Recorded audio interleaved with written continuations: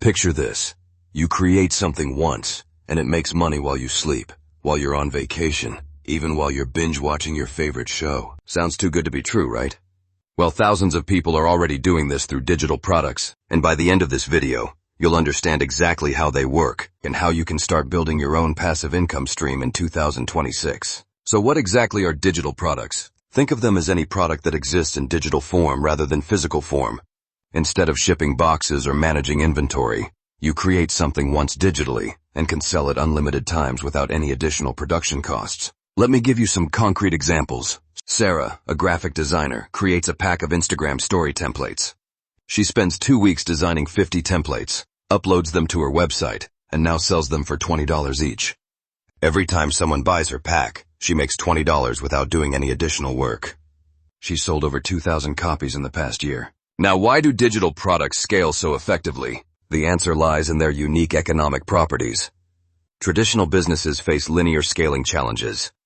If you run a bakery and want to double your revenue, you need double the ingredients, double the labor, probably double the space. Your costs increase directly with your sales. There's also the global reach factor. Your digital product can be purchased by someone in Tokyo at 3 a.m. while you're asleep in Denver. Geographic boundaries disappear, and your potential market becomes anyone with internet access and a need for what you've created. Let's talk about how passive income actually works with digital products. I want to be completely honest here because there's a lot of misconception about what passive really means. The passive element comes from the fact that your product can generate sales 24/7 without requiring your physical presence. You might spend an hour answering customer emails and that same day see 50 sales come in automatically through your website.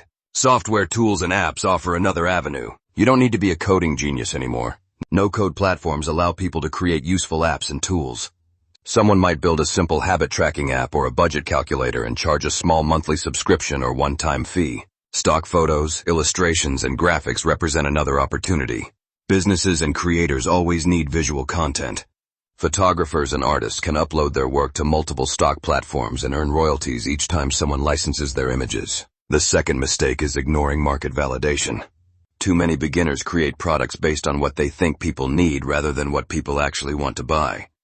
Before investing significant time in creation, talk to potential customers. Join online communities where your target audience hangs out. Ask questions. See what problems they're discussing. Platform dependence represents another pitfall. Building your entire business on someone else's platform means they control your destiny. Instagram changes its algorithm, or Etsy modifies its policies, and your income disappears overnight.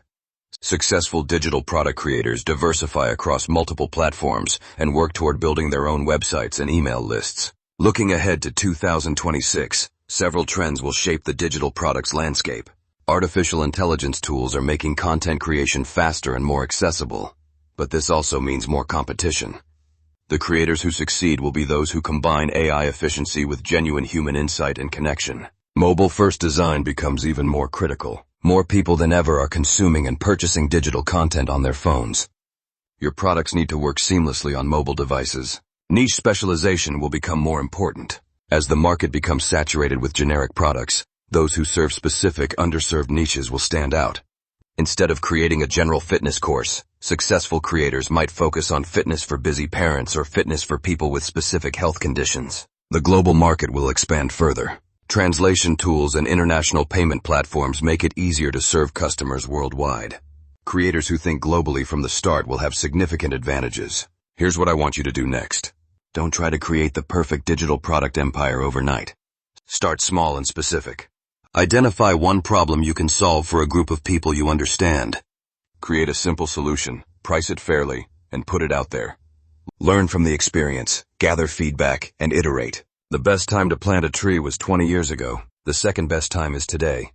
Your digital product journey can start right now, today, with whatever knowledge and skills you currently have. The key is starting, learning, and improving as you go.